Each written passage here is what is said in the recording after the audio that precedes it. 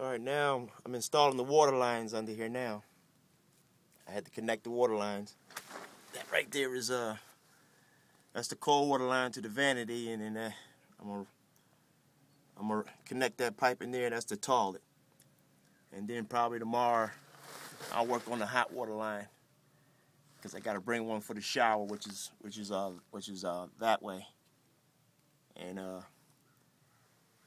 everything. And here's the drain. That drain right there is for the vanity, right there. Then that one is for the shower, but it's all back that way. So back to the left here.